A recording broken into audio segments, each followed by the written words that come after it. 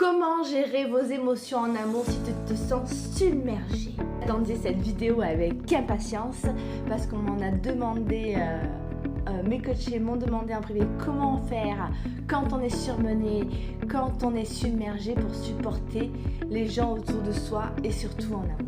Comment gérer ses émotions en amour pour ne pas se sentir envahi ou submergé par l'autre.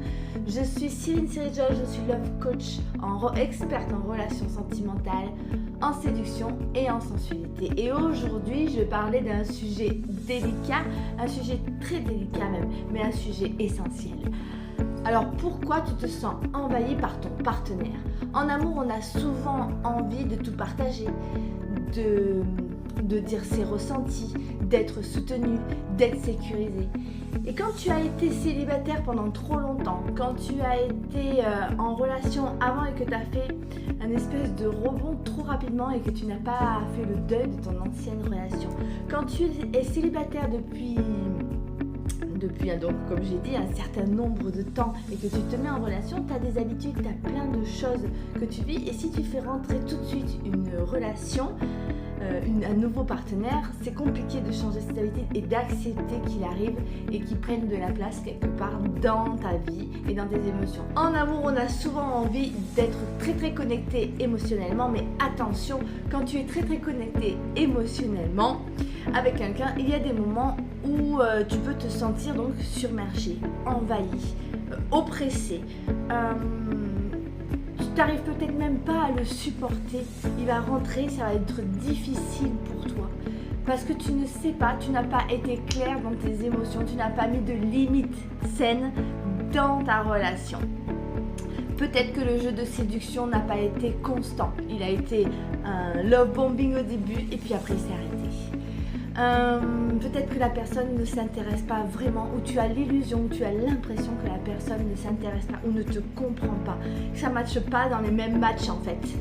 Et ça te met en panique totale. Tu as l'impression de ne pas comprendre, et je vais te donner 3 petits conseils pour éviter de te sentir submergé et envahi par ton partenaire.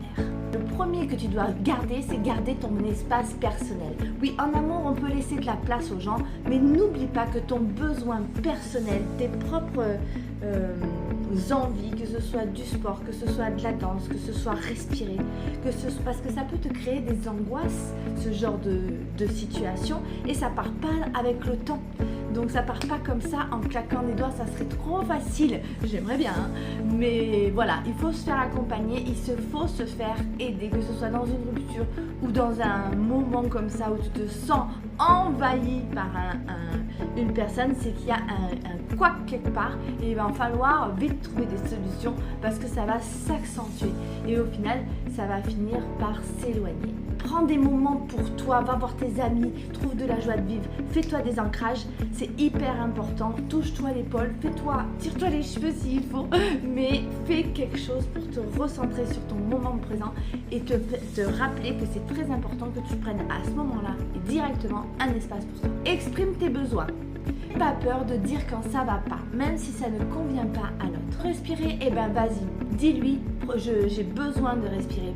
Exprime tes besoins. Si tu as du mal à exprimer tes besoins, ce qui n'est pas toujours évident, de pouvoir arriver à exprimer ses besoins. Souvent, les gens empathiques écoutent les autres, mais n'arrivent pas forcément à écouter ou à se faire entendre et respecter dans ses propres besoins. Le partenaire t'aime, il comprendra. Donc retrouver un équilibre, non seulement pas pour vous sentir vraiment épanoui avec vous-même, mais aussi ça se rejaillira dans votre travail, dans votre relation, pour perdre de vue.